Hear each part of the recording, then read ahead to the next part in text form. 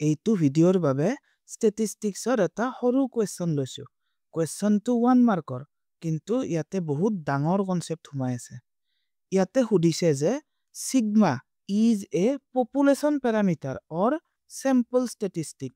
মানে সিগমা এটা পপুলেশনৰ প্যাৰামিটাৰ হয় নে স্যাম্পলৰ স্ট্যাটিস্টিক হয় সুধিছে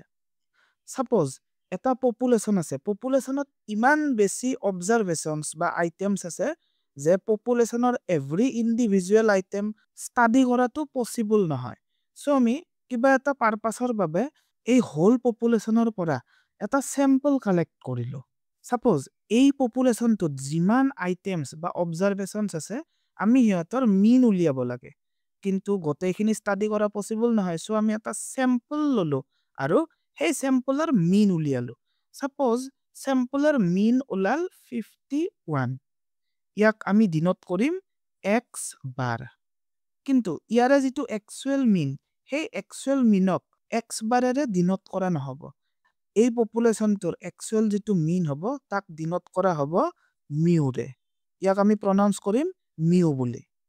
এগেইন আমি সাপোজ এই পপুলেশনটোৰ ভেৰিয়েশন ষ্টাডি কৰিব লাগে সো আমি এই যেটো স্যাম্পল লৈছিলো এই স্যাম্পলৰ আমি স্ট্যান্ডাৰ্ড ডেভিয়েশন উলিয়াম সাপোজ স্ট্যান্ডাৰ্ড ডেভিয়েশন ওলাল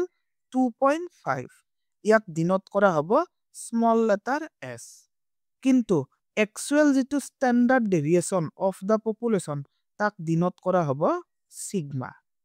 আমি যে স্যাম্পলৰ পৰা মিন আৰু স্ট্যান্ডাৰ্ড ডেভিয়েশন উলিয়ালো এই মিন আৰু স্ট্যান্ডাৰ্ড ডেভিয়েশন ফ্ৰম স্যাম্পল ইহতক কোৱা হ'ব